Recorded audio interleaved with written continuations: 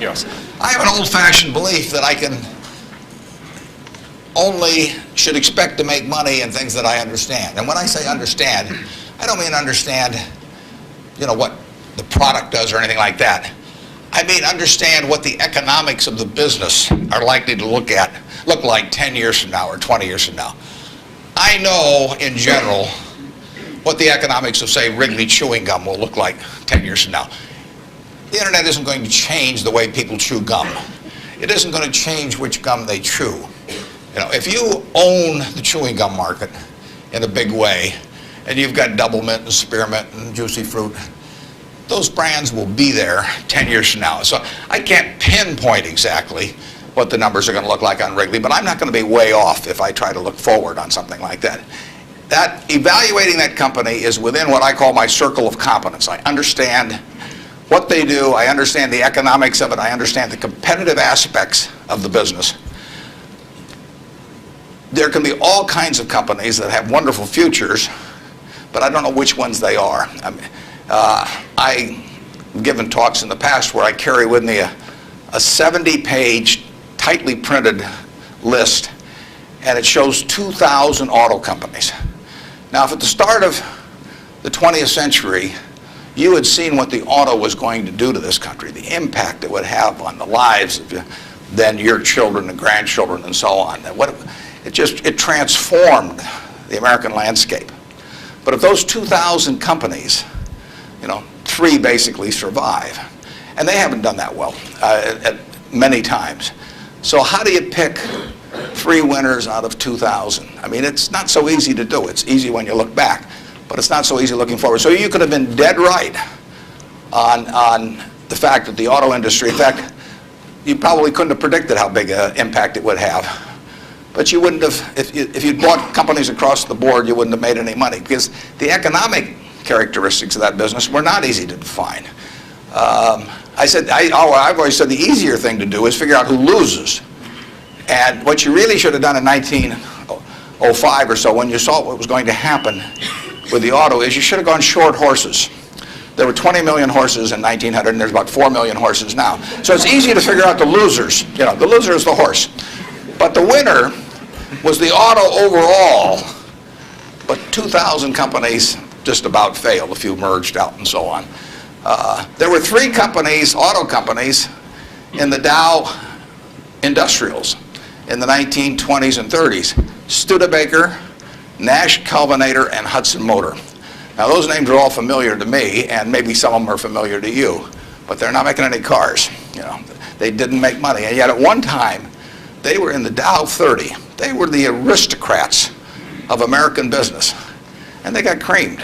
So figuring out the economic characteristics of the winners in a wonderful business is not easy. In North Carolina, Orville and Wilbur took off, or I guess Orville took off and Wilbur watched. I'd have been Wilbur. But if you could have seen the future of the airline business from that point forward and how that would transform things, it would have blown you away. And it's excited people, incidentally, ever since. But if there had been a capitalist at Kitty Hawk, he should have shot Orville down. I mean, because it's done nothing but cost investors money. There were over 400 airplane companies in the 1920s and 30s alone. There was in Omaha. There was in Nebraska. We were the Silicon Valley, apparently, of aircraft. And they all disappeared. It's been a terrible business. At the end of 1991, if you'd added up the aggregate earnings from all airline companies with billions poured in, since Wilbur and Orville were down there, they came to less than 0. The number of passengers went up every year. The importance of the industry was dramatically increased decade by decade, and nobody made any money. So figuring out the economic consequences. TV. I think there's, 20, 25 million sets a year sold in the United States. I don't think there's one of them made in the United States anymore. I mean, you'd say TV set manufacturer, what a wonderful business. I mean, everybody, nobody had a TV in 1950, or thereabouts, 45 to 50. Everybody has multiple sets now. Nobody in the United States has made any real money making the sets. They're all out of business. The Magnavoxes, the RCAs, all of those companies. Radio was the equivalent of the 20. Over 500 companies making radios in the 1920s. Again, I don't think there's a U.S. radio manufacturer at the present time.